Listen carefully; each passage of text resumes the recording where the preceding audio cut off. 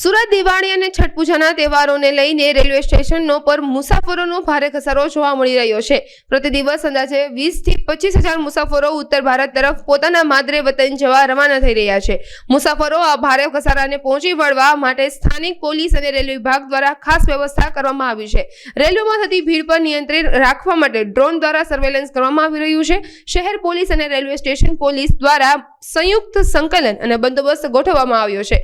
મુસાફરોને અગવડતા ન પડે તે માટે હોલ્ડિંગ કક્ષની પણ વ્યવસ્થા કરવામાં આવી છે। ઉત્તર ભારત તરફ જતી ટ્રેનોમાં પરપ્રાંતના મુસાફરોની સંખ્યામાં નોંધપાત્ર વધારો થયો છે।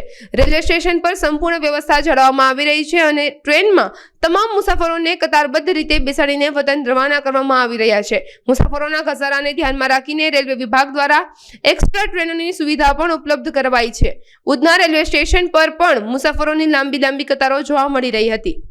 દિવાળીના તહેવારોને ધ્યાનમાં રાખીને લાસ્ટ ટાઈમ જે કેઓસની સિચ્યુએશન થઈ હતી તે ફરીથી ન થાય તેને ધ્યાનમાં રાખીને અને જે આપ જોઈ શકો છો કે હજારોની સંખ્યામાં મુસાફરો દિવાળીના તહેવારોમાં પોતાના વતન જતા હોય છે, તો એવામાં મેનેજમેન્ટ પ્રોપર થઈ શકે એ વસ્તુને ધ્યાનમાં રાખીને સુરત પોલીસ દ્વારા ડ્રોન અને વોકી ટોકી કોમ્યુનિકેશન સિસ્ટમ જેવા અત્યાધુનિક સાધનોનો ઉપયોગ કરીને એક લાઇનબદ્ધ અને એક સિસ્ટમેટિકલી યાત્રીઓનું આવવા જવા થઈ શકે એ માટે અમે અહીં સતત પ્રયત્નશીલ છીએ।